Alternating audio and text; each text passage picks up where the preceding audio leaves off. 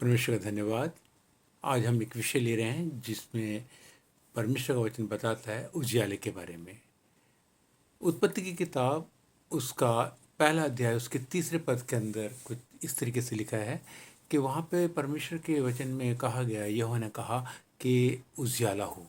और जब उजियाला हुआ तो उसको पहला दिन कहा गया।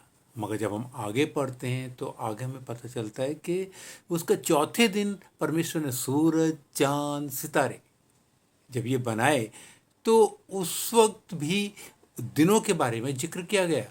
तो हम ये देखते हैं कि वो जो पहला दिन जो बनाया था, जब कहा गया उजियाला हो, और फिर यहाँ पर चौथे दिन जब बात हुई कि उसमें बोला गया कि सूरज, चांद, सितारे। और आज हम देखते हैं जिसकी रोशनी में हम चलते हैं वो सूरज, चांद, सितारे हैं।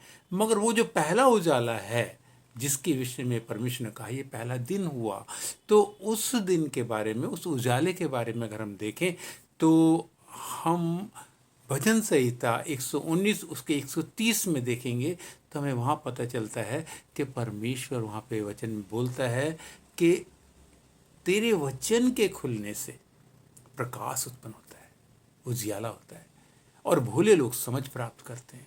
तो हम उस उजाले को जो पहले दिन उत्पत्ति में बताया गया कि ये पहला दिन है उजियाला हो, और उसको हम यहाँ पे देखते हैंगे कि वो उजाला हम वचन के खुलने से देखते हैं कि वो प्रकाश तेरे वचन के खुलने से, तेरी बातों के खुलने से प्रकाश उत्पन्न होता है। और उसके बाद हम देखते हैं आगे चल करके यूहन्ना रचित सुसमाचार उसका पहला अध्याय उसके चौथे वचन के अंदर वहाँ पे लिखा है कि उसमें जीवन था और वो जीवन मनुष्य की ज्योति था।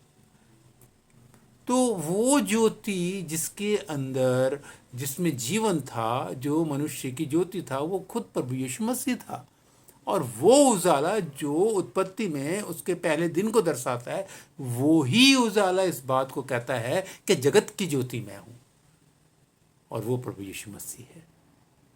और प्रभु यीशु मसीह ने कहा जगत की ज्योति मैं हूं, और जो कोई मेरे पीछे हो लेगा कभी अंधकार में ना भटकेगा परंतु जीवन की ज्योति पाएगा।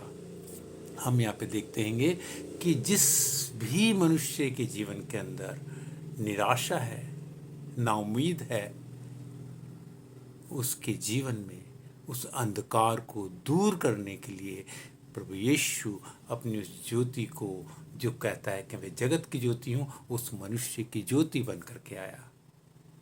सबको जय मसीह की।